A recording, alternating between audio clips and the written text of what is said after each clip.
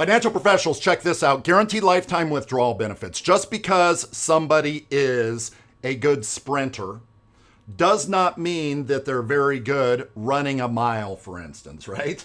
What is my point here? My point is if you have a scenario, a 65-year-old who wants income in 1 year, and you run the reports, who is the top carrier in the industry for that scenario, you have that carrier. But then you adjust a couple things, maybe the age of the client, maybe the deferral period of the client. That deck can get completely reshuffled. You know, I use the analogy, back in high school, I could run a sub 5-minute mile when I was like 100 pounds lighter. I could run a sub 5-minute mile. However, if you ask me how competitive I would be running a 100-yard dash, oh, heck no, hell no. I would not be a good 100, I wasn't a good 100-yard dasher, right? Different people are built for different tasks. Different GLWBs are built for different types of scenarios here. So for instance, let me demonstrate this. For instance, my wonderful agent calls me up and says, hey, we have $750,000. A 66 and 65-year-old couple wants to defer for 3 years. Charlie, who is the best product in the industry, or I should say the product that pays the most income, not necessarily the best all the time, but who pays the most income in the industry in this scenario? Who is it? In this scenario, it's Mass Mutual Ascend, A++ company. We've heard of Mass Mutual, right? A great company.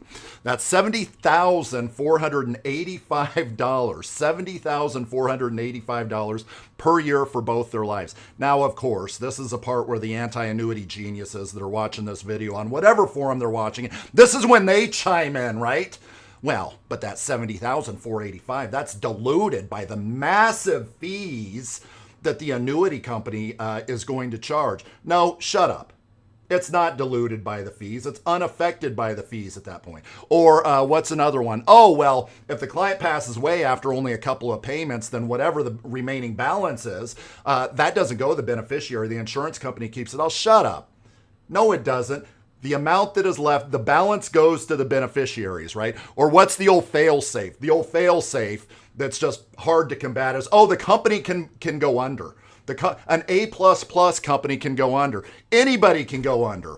Our world can explode for that matter, okay? But that's kind of their fail. Actually, the fail-safe is calling names and maybe even threatening somebody, like the dude out in Indianapolis a couple years ago that threatened me, and I said, well, as luck will have it, this week I'm actually in Indianapolis. And he's like, oh, okay, well, I'm just messing with you. So anti-annuity geniuses, I love you. You give me huge content. It's awesome.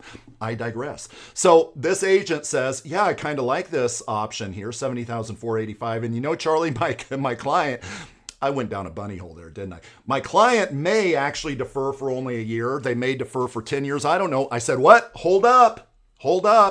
And this is where I gave him a little education. The deck gets reshuffled when we change the scenarios, when we change the ages. Some products are better at certain ages than other products. The deck reshuffles when we change the deferral period. So then I say, well, so you like this, and this is a possibility, the 3-year deferral, but how about if I run other possibilities for you and see if we have commonalities among any of these maybe somebody's a top 3 in all of them, right? She goes, I love that. Let's do that. So the main point here is obviously the deck gets reshuffled as the scenarios switch. In other words, Mass Mutual, a great company, but they're not going to be number 1 in every scenario. Point number 2 is as you shift clients and scenarios, have your IMO run these reports because, again, the deck is reshuffled. If the IMO doesn't run these reports for you, why is that? If they have a favorite company, I'm getting all choked up here talking about GLWBs.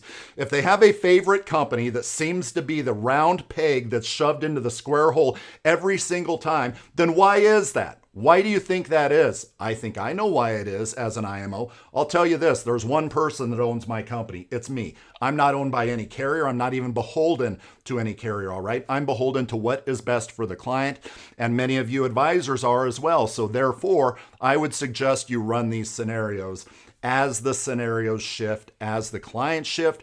Remember to give me a thumbs up and subscribe if you liked this video, even though we went down a bunny hole that I thought was kind of fun, actually.